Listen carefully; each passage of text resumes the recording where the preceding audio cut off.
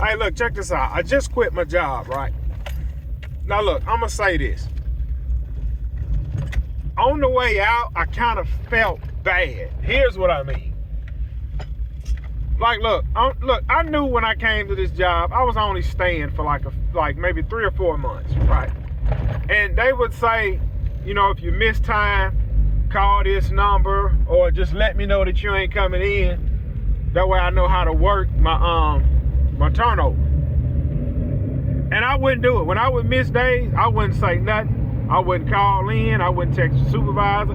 I'd just take a day or I'd take 2 days. I don't miss time to sit at the house.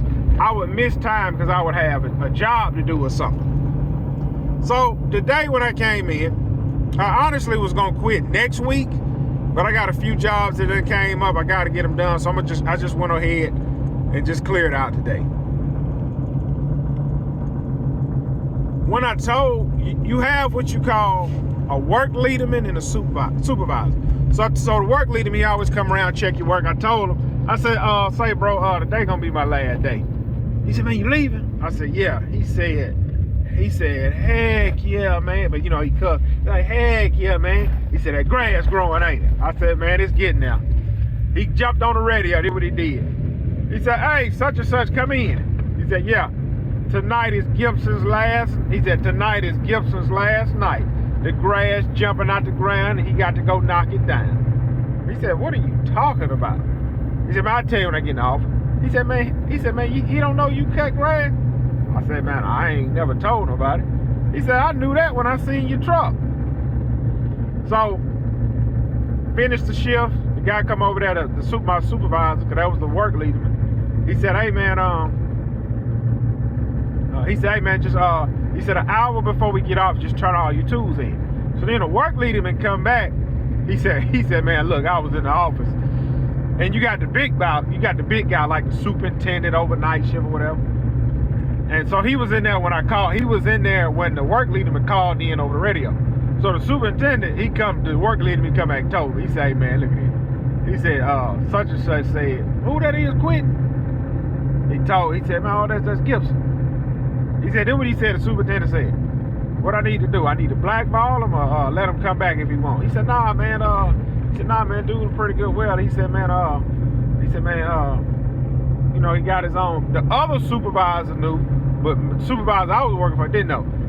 So my supervisor was like, nah, he's pretty good welder. And the other supervisor was like, oh yeah, man, nah, he gonna come back next winter, man. He got his own business he run. He got a lawn business he run in the summer, and he just come out here and weld during the winter. Now, he's pretty good welder. So the superintendent was like, oh, okay, so y'all want him to come back? It was like, yeah, man, he'll be back next winter. So when I was packing everything up, you got to turn all your tools in. You got to get a gate pass, get your personal stuff out the gate. And the guy told me, he was like, look, man, he said, man, we got work out here for about a good 10 years. He said, when everything slow down, man, just call my phone and I'll pull you right back on in, you know, and everything is just, he said, just call me, man. He said, because you in the clear to hire back in.